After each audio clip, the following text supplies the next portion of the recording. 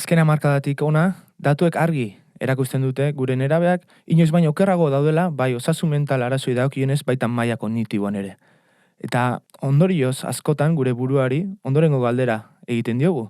Ea zer gertatzen zaien gure nerabei horrela egoteko. Baina jakin badakigu, maila aski zabalean gertatzen denean zerbait, norbanakotik haratago joan beharra dugula benetan ulertzeko. Eta ondorioz, galdera agian ondorengoa da. Ea zer gertatzen zaion, gaur egungo gizarteari bere txikienak horrela izateko.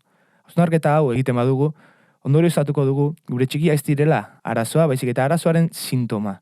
Eta ditugun datuak ez direla kasualitatea, baizik eta kausalitatea, eta hori da hain zuzen gaur hemen jorratuko duguna. Adi egon! Nerabeen garrasia, osasun mentala zaintzeko podcasta. Maitane Ormazabal eta Telmo Lazkano. Errealitatearen gordintasuna. Kaixo guztioi, hementxe Nerabeen garrasian podcastean, eta garrasio neri entzunez, konturatu barkea osasun mental eta emozionalean inoiz baino datu lazgarriagoak eta estanda handi bat egin duela. Baino, estanda horren atzean ze piezak dauden ikusiko ditugu, Telmo. Bai, hori da. Eta batez ere sakonduko dugu ondorengoan gure txikiek jasan behar izan duten digitalizazioan. Baina ez gara hortan bakarrik geratuko. Bai, ze horretuko erretugu beste aldagai batzuk diela ze eduki, ze denbora, eta baita ere adina. Ez asko, garrantzi asko daukat orain arte ez diogu erreparatu. Bai, eta hortarako ebidentzia akademikoan oinarrituko gara, eta Maitane zuko ondo azaldu o aipatu duzun bezala ez, aldagaietako bat da denbora. Eta pixkat horrei heltzeko, jo berdeu 2019an argitaratu zen ikerketa batera. Hain zuzen, JAMA, aldizkari zientifikoan argitaratu zen ikerketa batetaz ari naiz. Zenak, 12 eta 15 urte bitartekoen garapen prozesu bat, ez? Aztertu zuen ikerketa honek, 3 urtez, sare sozialei lotutakoa. Eta etzian, 3, 4 edo 10 nerabe izan, baizik eta 6.585 nerabeen garapena aztertu zuen ikerketa honek 3 urte sare sozialei lotuta. Ondorioak jakin nahi, 3 ordu baino gehiago ematen zutenek, antsietatea da depresioa garatzeko aukera bikoitza baino gehiago zituztela ondorioztatu zuen ikerketa honek. Ez da gutxi, Ez da gutxi. Baina Maitane, denboraren aldagaiarekin batera kontutan izan behar dugu ez dela ezaugarritasun partikular kontu bat, baizik eta eragina neraben artean edo egingaben artean orokorra dela, ez? Bai, zaugarritasun hau partikulartza danean, esango genduken datu hauek etziela egongo, baino orokorrean da, eta zergatikan orokorrean, hemen beste ikerketa bat ikusiko dugu. Eta zuek begiratu, 775 unibertsitatetan egin zuten inkesta bat pasatu, eta bertan, 359.807 inkesta pasatu ziren. Eta zer gertatu zen inkesta haue pasatzean? Hor izan zen justo Facebookek gorakada edo behintzat gehien ikusten hasi zan momentuan, hor, ikerketa hortan atera zana zan 9%. Ez, depresioak igora izan zuela eta 12% antsietateak.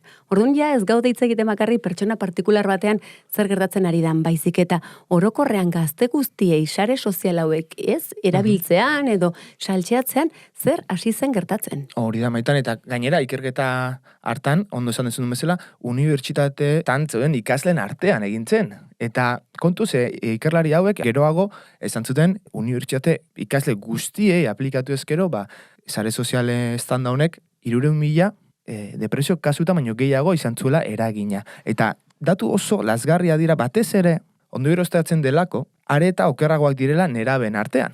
Ondo esan dugun bezala, hauek ja gaztetxoak ziren. Hau da, 18tik gorako pertsonetaz ari ginen, ez? Pentsa zer nolako eragina izango luken izan zuen guzti horrek, neraben artean, bai, ez? Unibertsitateko gazteetaz hitz egiten nahi ga, imaginatu hori jeisten doan enean, hemen ikusten dugu nola adin horrek ez, gero eta adin txikiagokoa izan, nola eragin handiagoa izango duen, eta orain ikusten dugu zego eratan benetan bizigian, eta hori ondorio bat dela. Hori da, Maitane, oso ondo esan duzun bezala, beste aldagaia adina da, eta adinaz edo hitz egiterakoan, ezinbestean ondorengo ikerketaz hitz egin behar dugu. Sapiens Labs, aditu talde independenteak aurrera eraman zuen, orain dela oso gutxi, hilabete batzuk 2023an publikatu izan da ikerketa hau, eta eraman zuten aurrera Global Mind Project datu basearekin, dugun datu base fidagarriena. Eta lehen esan dudan bezala, lagina da oso handia, 30.000 pertsonek hartu zuten parte, Eta 18 eta 24 urte bitartekoak ziren, ez? Eta testualki edo irakurriko dut, akatsik ez egiteko, baina begira, ikerketa honek ondorio estatu zuen, jokabide problematikoak eta osasun mentaleko arazoak handitu egiten zirela, interneterako sarbideak, sarbida zuen smartphonea edo tabletaren adina murrizten zen neurrian. Eta ni uste hor badula, ez? Zer pentsatua. Baita ere, urrengo datuak hartzen baditugu kontutan. Bueno, Telmo, datu hauek, datu epidemiologikoak dira, ez? Bai, alaxe da, eta maila internazionalean duguna aztertzen hasiko gara. Eta estatu batutara jotzen badugu, ez? Han, hasi baitzen guzti hau, ondoren badugu, eta 2009an egin zuen estanda toki hartan, sare sozialen, movia guzti hau, ez? Eta zer gertatzen da? Ondorengo datuak ditugula geroztik. Aurreko hamarkadarekin alderatuta, 2000 eta 2009 urte bitartearekin alderatuta, 2009tik aurrera, gertatu dena ondorengoa da. Eta autolesioa, hobeto esan da, ospitaletan amaitu duten autolesioen kopuruak ikaragarri egin du gora. Zehazki, 15 eta 19 urte bitartekoen artean, 162 egin du gora. Eta adina, jaisten den ahala, kopuru hori igo egiten da. Eta 10 eta 14 urte bitartekoen artean 189 igo da. Eta maitane, autolesioak horrela igo baldin badira, suizidioak nola egongo dira, oso antzeko, zoritxarrez. 15 eta 19 urte bitartekoen artean 170 igo da. Eta 10 eta 14 urte bitartekoen artean 191.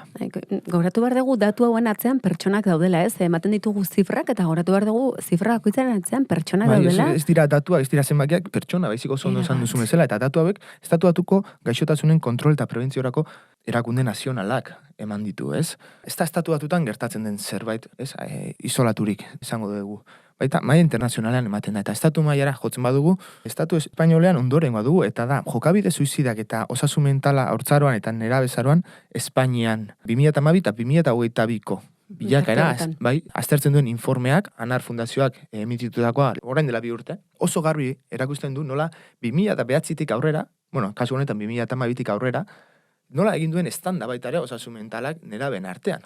Eta datu zehatzak dira ideazio suizidari eskainitako zerbitzuak 53,7 egin duela gora, eta suizidio saiakerari eskainitako zerbitzuak 25. Eske, kontuatu bargea, leku guztietan berdina gertatzen nahi dela, ez? Bai, Jim Twenge eta ikerlari oso ezaguna du maila internazionalean oso ezaguna den liburu bat, Internet Generation, eta bertan datu pilaketa data analizi ikaragarri baten ondorioz argi eta garbi uzten du, gutxura bera, 95tik aurrera, hau da, interneterekin batera, jaio, edo bestela esan da, smartphonea patrikan izan da, jaio diren, edo bizi izan diren nerabe hauek, erabat apurtu dutela, lehenagotik bizi zen osasun mental estabilitate horrekin, neraben artean. Zifra horiek ez, erabat lehertu dira. Korrelazio ikaragarri estua. Ikaragarri estua. Korrelazio hori, eta azkenean da, kausalitate bat, ez. Eta, begira, horren urrutira joan gabe, hemen Gipuzkoan, zer dugu, lehen eskuko datuak emango eskizu, nik lan egin izan dudan zerbitzuan, hau da, ospitaleko eta etxeko hezkuntza harretarako eta harreta terapeutikoko ezigarriroko Gipuzkoako lurralde zentroan, agian izena oso luzea da, baina, badaude ikasle batzuk ezin dutena ikastetxera joan, behar berezi batzuk dituztelako, izan minbizia, izan lesio grabe bat, edo buru gaixotasunak. Beira, 2009 arte, hemen Gipuzkoan, eta ari naiz, 12 eta 16 urte bitartekoen artean. Gure zerbitzuen eskakizunen 130 inguru soilik zen buru gaixotasunen ondorioz, ez? 2009 arte. Zer gertatu zen, geroztik. Hau da, hemen, gure lurraldean, sare sozialek estanda egin zutenetik. Goranzko sutsu baten murgildu ginela zerbitzu honetan baita ere, eta COVID-a baino lehen, 162,5 zen buru gaixotasunen ondorioz eskainitako zerbitzua. Igoera ikaragarria. Gaur egun 130 inguru.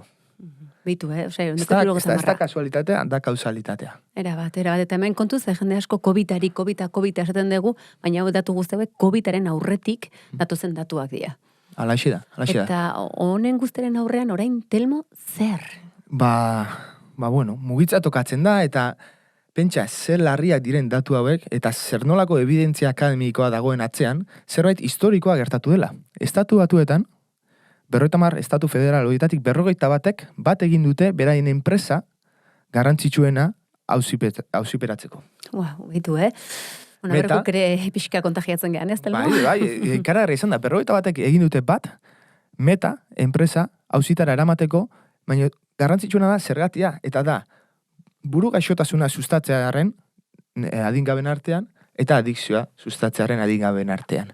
Eta hau izan da historikoa, baina ez da izan auzi bakarra, baizik eta New Yorkeko hiria berak batu egin da. Ontara, bere hitzetan behintzat, osasun mental arazoak elikatzeagatik, ez? Hori leporatzen dio enpresa honei, eta baita ere Seattleko eskola publikoak bat egin dute honekin, eta baita ere Kanadako eskola gehientsuenek bide hori hartu dute, ez? Orduan, maila internazionan bestelako mugimendua baita ere badaude, ez? Europa mailan, eta gaude momentu oso garrantzitsu baten, eta nik uste ekin edo heldu beharrekoa, ez? Bai, hemen guk eskatzen diegu guren erabei, ez? Limiteak eta erakutsi behar dizkiogu eta jarri behar dituzte, baina enpresa guzti hauek nor jartzen die limiteak, ez? Bai, argi eta garbi utzi behar duguna hemen da, bai maila akademikoan ditugun emaitzak eta maila epidemiologikoan ditugun emaitzak oso sendoak direla, baina erabakikorrak bihurtu dira eta pausu hau guzti hauek bultzatu duena neurri handi baten izan da, enpresa hauek onartu dutela beraien produktua eragin zuzena duela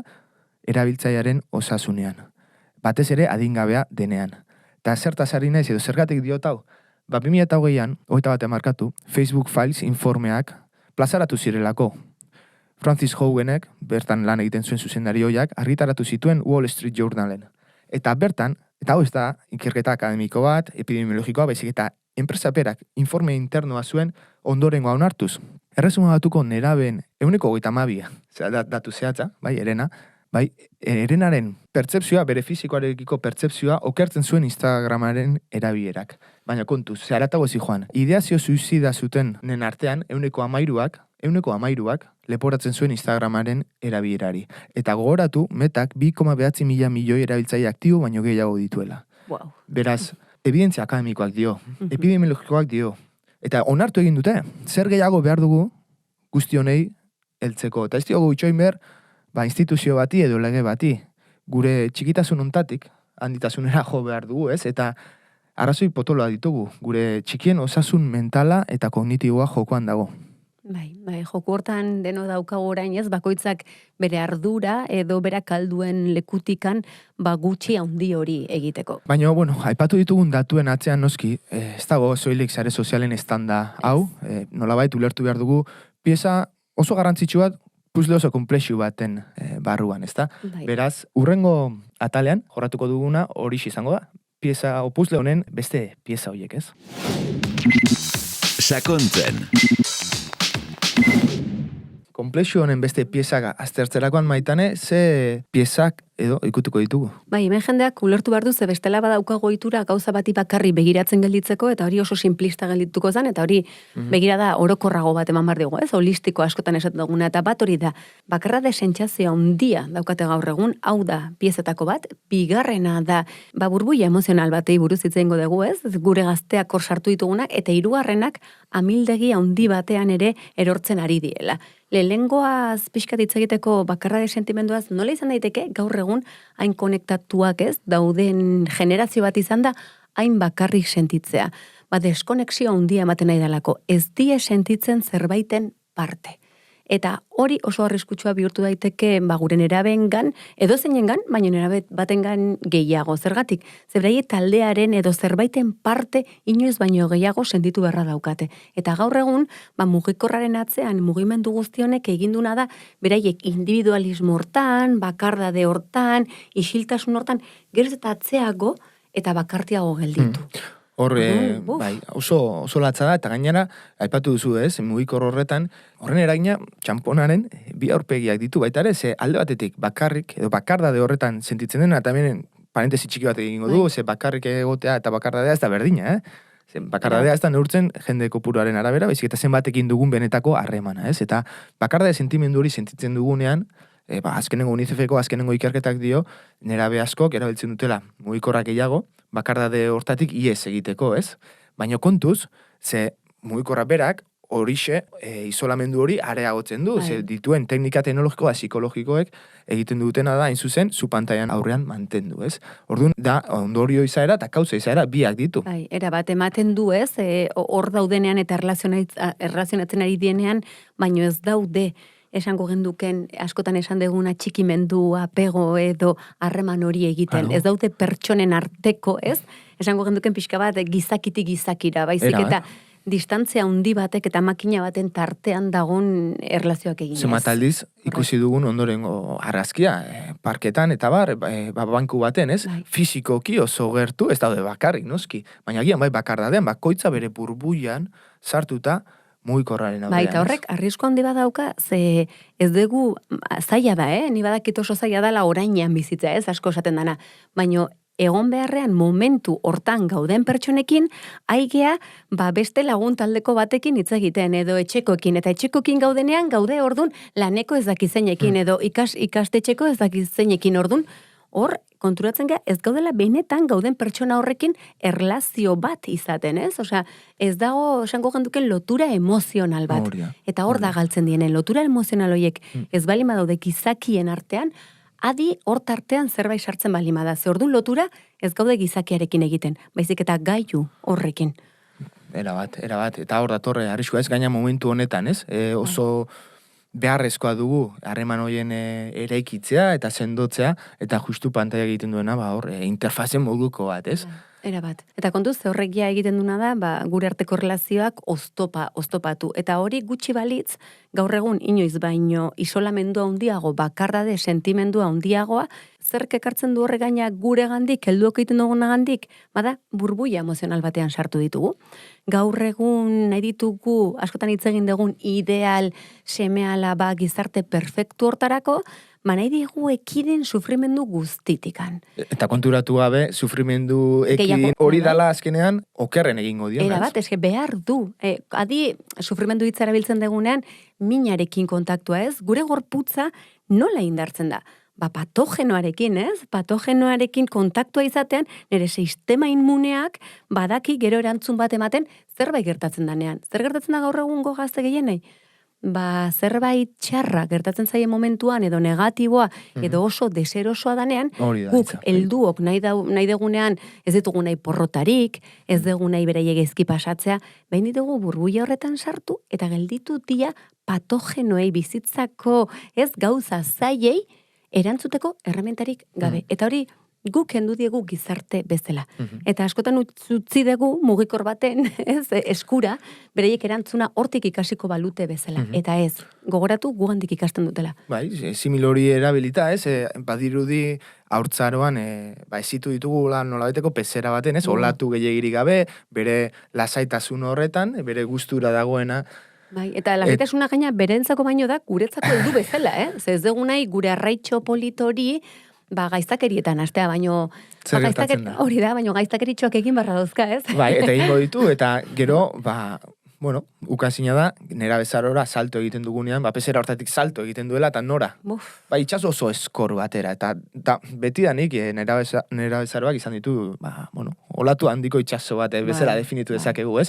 Baina gaur egun, inoiz baino handiagoa bihurtu dira olatu hau, agian tsunami mentalez hitz egin dezakegu, baina ez hortaz bakarrik, baizik eta agian igerirari okerragoak ditugu, itxasoare eta bortitzago baten aurrean, eta zerrati diot hori, zugo zondo, aipatu duzun bezala xe, frustrazio, tolerantzia eza, edo, ez izaten lagundu diegulako, burbuia emozional horretan ezitzen, erresilientzia beharrezko hori ez du neurri handi baten garatu, ez dituzte sentimendu edo emozio deseroso horiek pairatu beharreko garaietan, momentutan, eta barrez.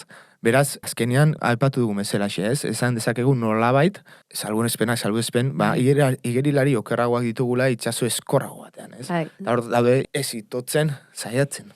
Kontuatu barra gaur egungo gizarte inoiz baino, ez, krisi orokor badago, leku guztietan, ez da, orain dela urte batzuk bezala, ez, erresago ziela, igual lan bat aurkitzea, etxe bizitza bat, beraiek aurkitzen dira gaitasunik gabe, justo momentu batean, gaitasun asko beharko dituztenak, gizarte pixkat berriago bat sortzeko, eta kendu bali maizkiegu erramienta horiek, oso zaila izango da gizarte hori berreskuratzea. Eta guzti horretan faktore klabe bat, zalantzari gabe, sare sozialen eta teknologiaren garapen hori izango litzateke, ez nolabait definitzeko edo kontestuan jartzeko izango litzateke, kanpo garapen oso handi bat eman deula, ez kanpo estruktura horretan, teknologian, eta bar, baino barne garapenean aldiz ezin dugu zoritxarrez gauza berdina esan.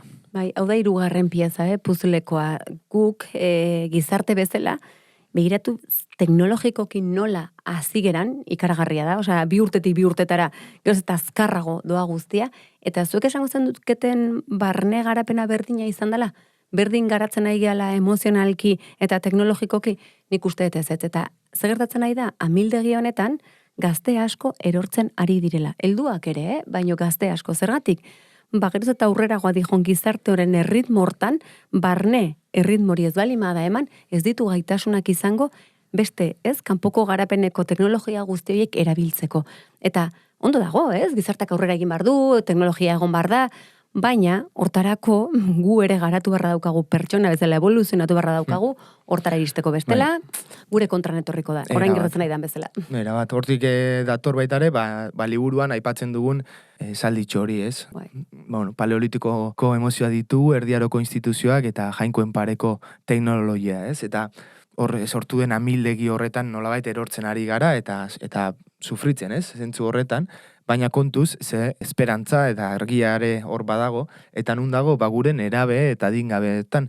Ze nolabait, norbaitek zubiren bat eraikiko badu, beraiek dira. Etorkizun osasuntxoago baten giltzarria, esango nuke, beraiengan dagoela. Bai, itxas hortan esan duzun Telmoren beraiek beso altxatu dute, laguntza eskatzen nahi di, esan ez, itxotzen nahi gea, eta orain gure esku dago, ez? Eskua hartu, ez? Eta denon artean pixka bat itxas hortatik ikerin erakusteko edo itxasotik ateratzeko. Tortarako gure gero pildoratxo hiek badare, Bai, mezua asko aldatzen da, askotan diogu, ez zue etorkizunik, oso iluna dago etorkizuna, ez zue, txazte jubilatuko, eta bar, ez? Eta nola aldatzen den mezua, esaten badugu, ez?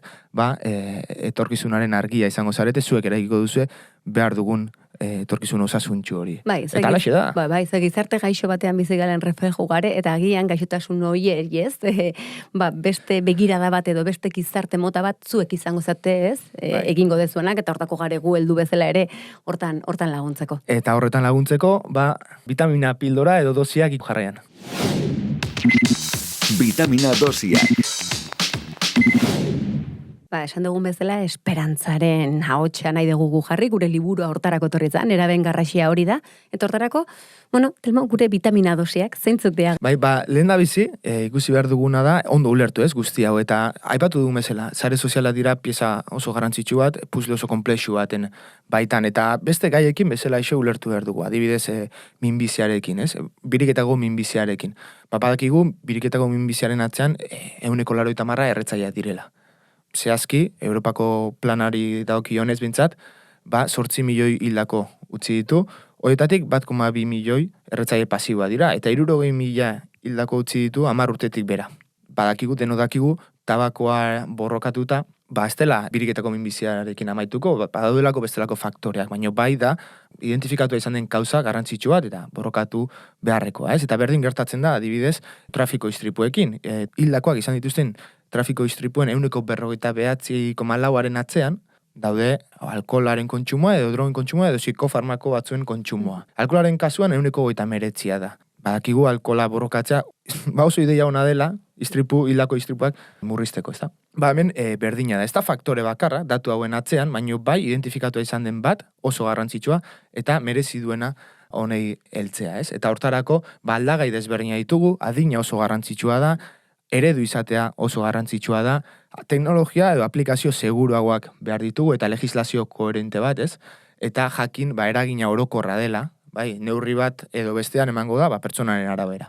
Orduan, guzti hori oso aintzat hartzeko kontua da, eta argi eta garbi utzi nahiko nuke, hezkuntza oso garrantzitsua dela, baina osasun publikoko arazo baten aurrean gaudela. Eta ondo erabili eta gaizki erabili horretan jarri dugula auzia azken urte hauetan, eta nolabait oker gaudela horretan. Ze hori egindakoan, egiten ari garena da, alde batetik aplikazio hauen nortasuna utxaldu, eta bestetik erabiltzailearengan jarri ardura osoa. Eta ez da zilegizkoa, ez da teknologia neutro bat. Ezkarari, pertsona bati irakasten bizikletan nola ibili. Ari garena da, pertsona bati laguntzen, harreman osasuntxu bat izan dezan zerbait oso adiktiboarekin. Eta ez baditu gaitasun horiek, ez du kontrolatuko eta kontrolatu izango da. Hau da, ez da erabiltzaile izango, baizik eta erabilia. Eta hori gertatzen denean, ondorioak pairatuko ditu. Osasun mental arazoak, atentzioa gabezia, isolamendua, bakardaren sentimendua, eta bar. Beraz, mundu online hortarako entrenamentu honen hazin da, offline entrenatzea gure garuna. Bai, eta offline hori hartuta, Telmo, benetan teknologia guztia hauek jundian, ez? Azkartasun, utzi degun, heldu guztiak gare behin eta berriz gazte guztiak ez bideratzen ikastera, lan hoiek egitera, eta ez ditugu bideratu, ez ditugu landu, barne emozio, barne mundu, autoezagutza, guzti hori oraindikan dago, ez? Esan dugun bezala paleolito garaian, eta besteak aurrera egiten balimado, bai ala bai, benetan serio hartu beharko dugu etxeetatik, instituzioetatik, kaletatik, gure gazten eta gure osasun mental eta emozionali benetako lekua ematea bestela, amildegi hau ze pasatuko da, haunditzen jumar dela, eta nik uste oraindikan ere pixkat haundituko dela, Telmo, ze oraindikan ez gaude konturatzen guzti ze gertatzen ari dan, orduan, amildegi hau txikitzeko teknologia jarraituko du, baino orduan guk pixkat azeleratu barko dugu, osasun mental eta emozional guzti horri garrantzia emanez, eta hortarako gure bultzada bat behar du gizarteak, eta hau benetan, osasun emozionalari benetako lekua emanez. Orduan, benetan legitimatu sentitzen duten guzti hori. Ze bestela, adiktiboa dan horrek oraindikan ere gehiago erakarriko ditu, eta hortan erortzea nahi ez balima dugu, badakigu zer egin bar dugun, barrutikan askoz ere gehiago garatu. Era bat. Beraz, amaitzeko, labur bilduz, 5 zutabeak, adina errespetatu, 16 urte, guzti honetan sakonduko dugu beste podcast batean, baina argi izan, ondorengo direla zutabeak. Adina errespetatu, ezik eta holistiko bat, bai ez soilik erabiera, baizik ez zer dagoen pantailaren bestaldean, iritzi kritiko hori, maila juridikoan, emozionalean, moralean, guzti horretan ezitu behar dugu, eta eredu izan behar gara ez, 3. zutabea izango litzateke bide lagun izan, ezin diogu eskatu gure txikiari gu egiteko gai ez garen hori.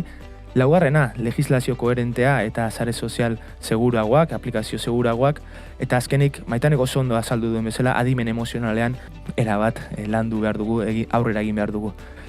Beste podcast baten sakonduko dugu guzti horretan, baina espero dugu lagungarria suertatu izana gaurkoa, eta askotan esaten dugun bezala altxa burua eta altxa osasuna. Hurrengo arte. Jo. Nerabeen garrasia entzun duzu. Nerabezaroko osasun mentala zaintzeko podcasta. Zuzendaritza Iñaki Beraetxe. Gidoia eta aurkezpena Maitane Ormazabal eta Telmo Lazkano. Irudi grabaketa eta edizioa Xabier Larrañaga. Soinu grabaketa eta montaiak Iñaki Beraetxe. Grafismoa eta postprodukzioa Lander Rallon eta Arantxa Konde. EITB podcasten entzun eta jarraitu dezakezu Nerabeen garrasia. EITBren YouTubeko kanalean ikusi eta zure gustuko plataforman ere topatuko gaituzu.